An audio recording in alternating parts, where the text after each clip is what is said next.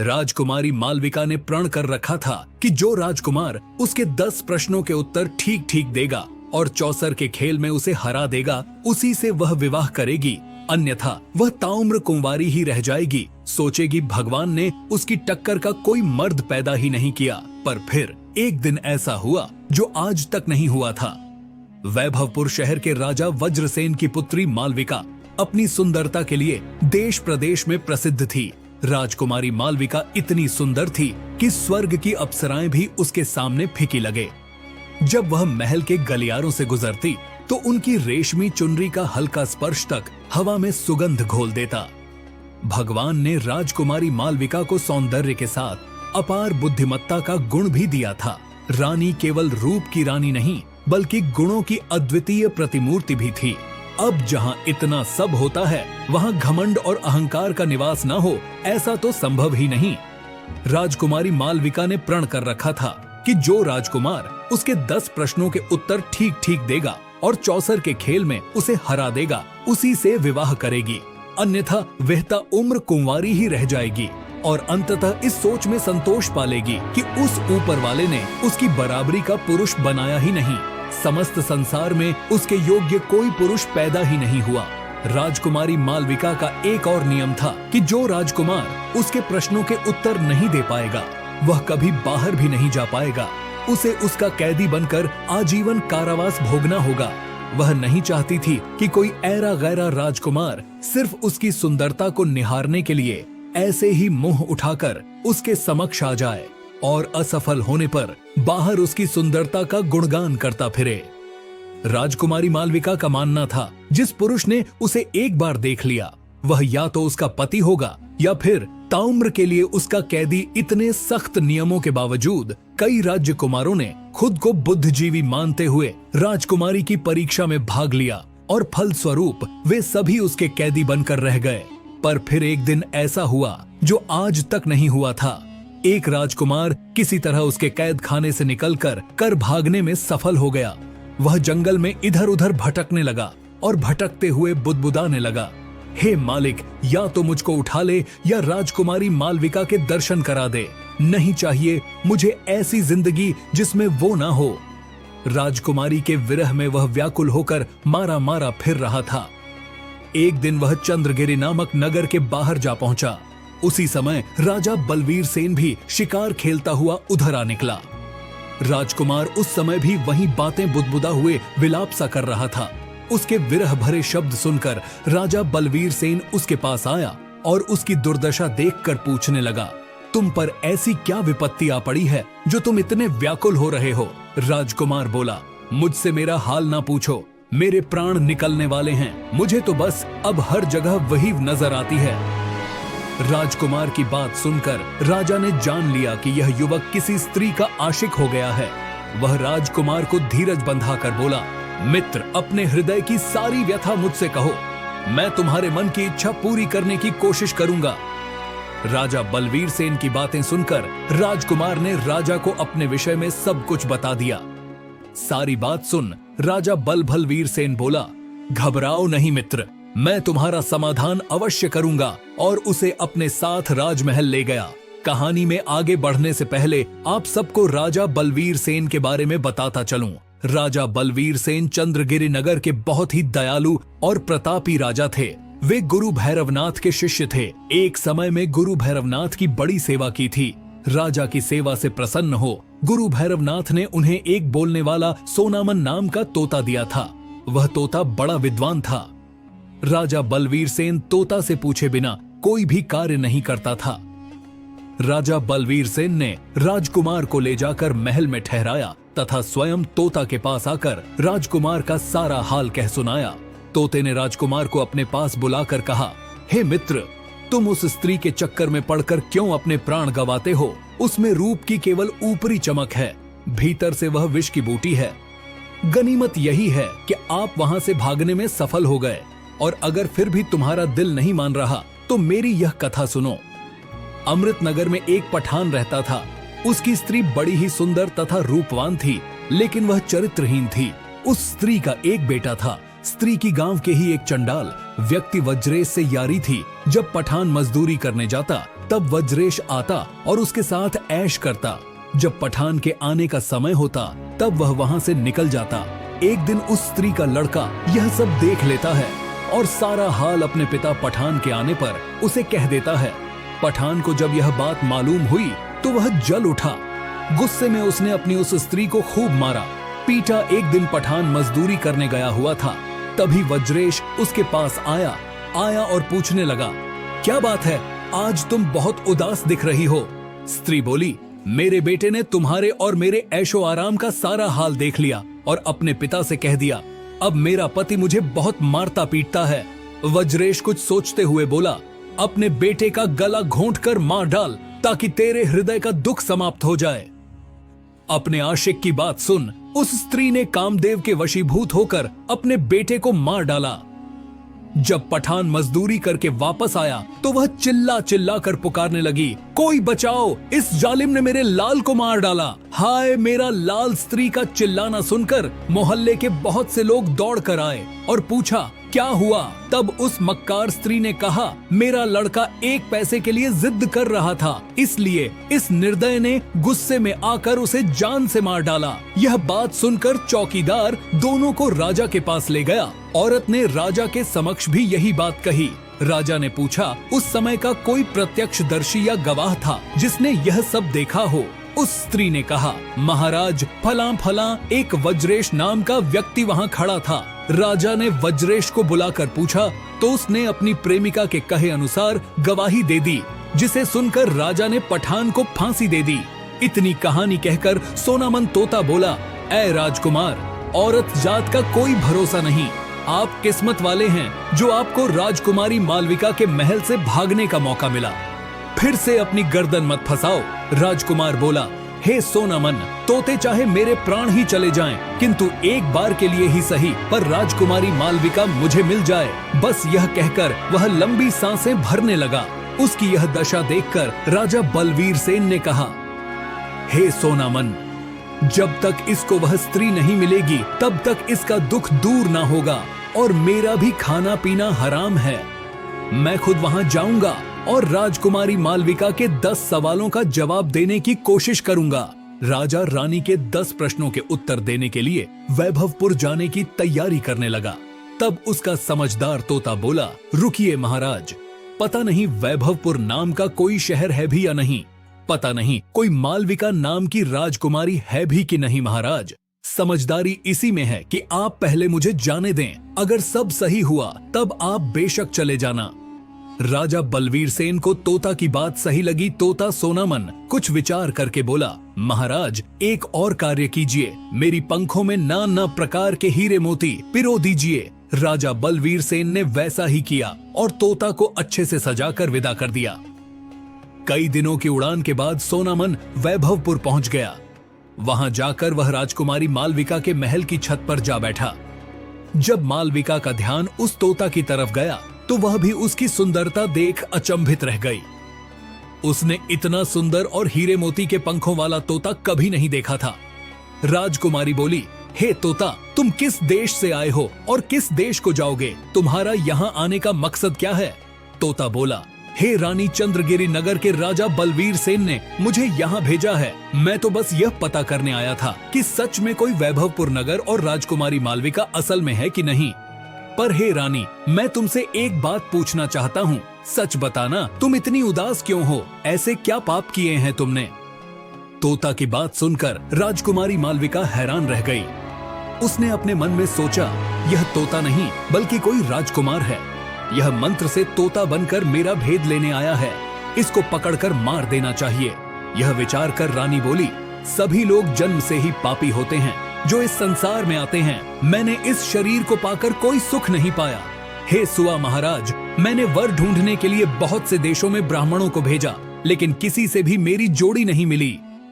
राजकुमारी की बात सुन तोता बोला, हे राजकुमारी, जैसी तुम सुंदर और आकर्षक हो वैसे ही मेरे राजा हैं। विधाता ने तुम दोनों की जोड़ी बनाई है, इसलिए तुम मेरे साथ चलो। राजकुमारी मालविका तोता की बात सुन बोली, हे तोता, तुम ठीक कह रहे हो, मुझे तुम्हारी बात पर विश्वास है। विधाता ने कृपा की जो तुमने मुझे दर्शन दिए, अब तुम हमारे पास आओ और बताओ वह राजा कौन है और कहाँ रहता है। मेरी अंगूठी ले जाओ और उससे मेरा विवाह कराओ। मैं उनकी दासी बनकर जन्म जन्म उनके दर्शन करती रहूंगी। तोता बोला, मैं तेरे पास नहीं आऊंगा। तू एक मक्कार स्त्री है, सुना है तू बहला फुसलाकर कैद में डाल देती है। राजकुमारी बोली, मैं बिल्कुल सच कह रही हूँ। मैं तुम्हारे साथ चलने को तैयार हूँ। वो ऊपर वाला साक्षी है। तुम मेरे पास आ जाओ, मैं तुम्हारी मेहमान नवाजी करूंगी। तुम मुझसे क्यों डर रहे हो? मुझे दासी बनाकर अपने साथ ले चलना। राजकुमारी के वचन सुनकर तोता को विश्वास हो गया। वो उड़कर उसके पास चला गया।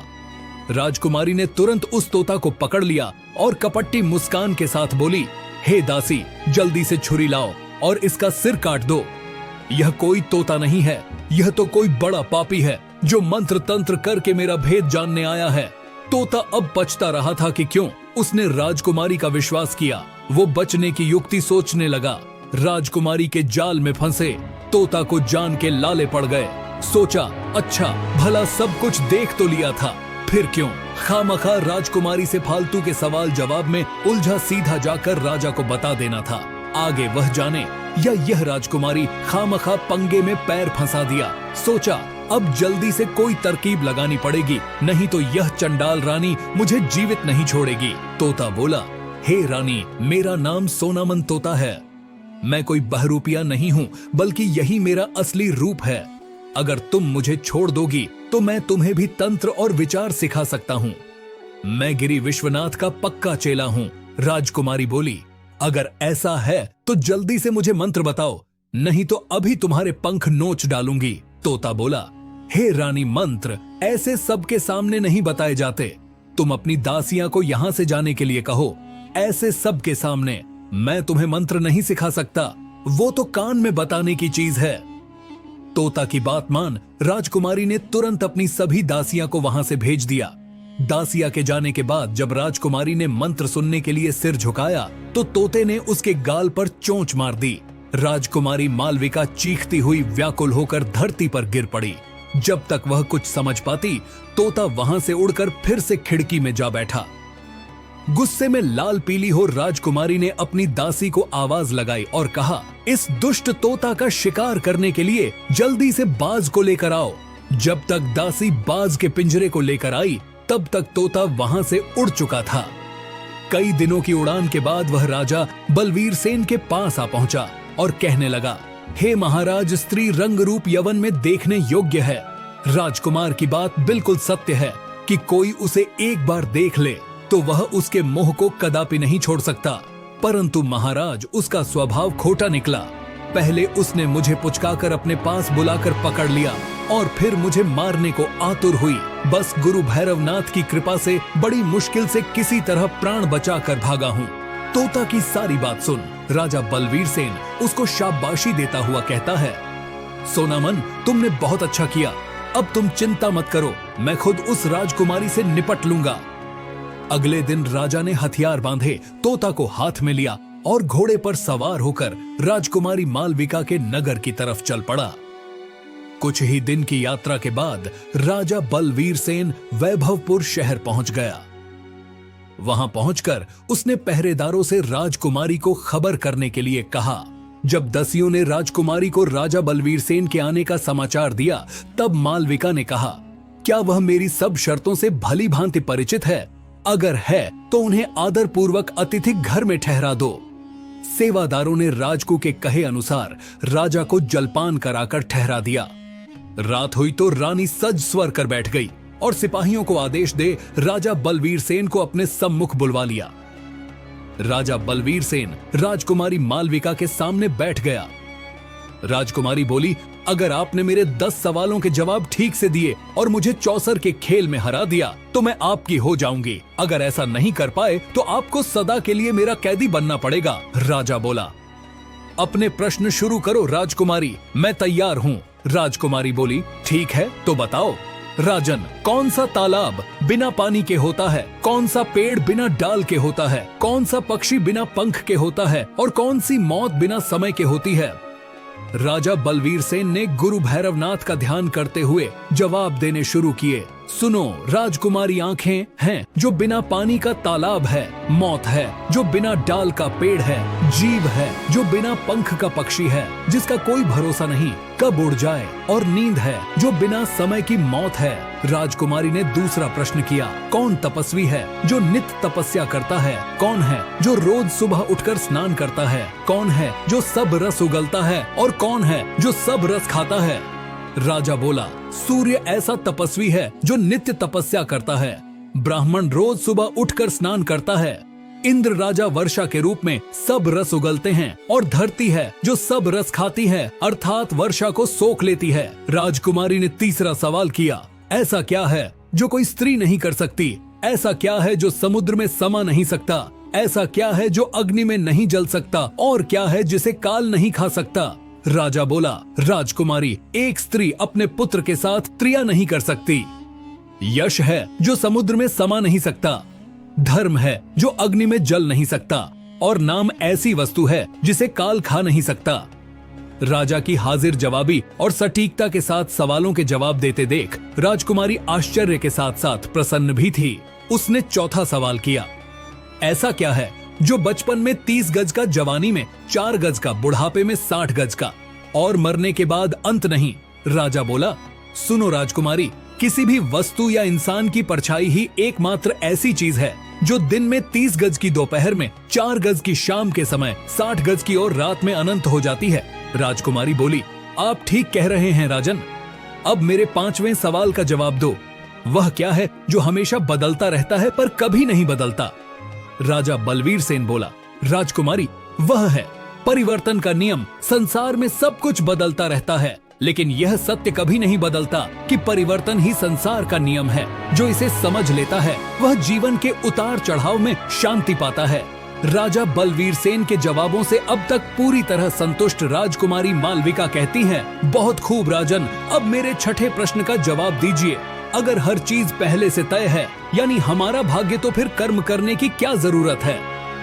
छठे सवाल का जवाब देते हुए राजा बलवीर सेन बोला, भाग्य और कर्म दोनों साथ साथ चलते हैं। भाग्य हमारे पूर्व जन्म के कर्मों का फल है, लेकिन वर्तमान कर्म से हम अपने भविष्य को बदल सकते हैं। यदि कोई किसान अपने खेत में कुछ भी न बोए और कहे कि जो भाग्य में होगा वही होगा, तो क्या उसे अन्न मिलेगा? नहीं, उसे मेहनत करनी होगी, बीज बोने होंगे, पानी देना होगा, तभी फसल आएगी। इसी तरह कर्म हमारा प्रयास है और भाग्य उसका परिणाम। राजा की एक बार फिर से सराहना करते हुए राजकुमारी मालविका ने अपना 7वां प्रश्न किया, मनुष्य को इस संसार में सबसे बड़ा धोखा कौन देता है? राजा बलवीर सेन बोला, हे राजकुमारी, मनुष्य को संसार में सबसे बड़ा धोखा उसका अपना मन ही देता है। मन ही वह शक्ति है जो हमें सत्य और असत्य, मोह और वैराग्य, प्रेम और घृणा, सुख और दुख के बीच उलझा देती है। मनुष्य सोचता है कि बाहरी दुनिया उसे धोखा देती है, लेकिन वास्तव में बाहरी दुनिया केवल एक दर्पण मात्र है। जो कुछ मन में है वही संसार में प्रकट होता है।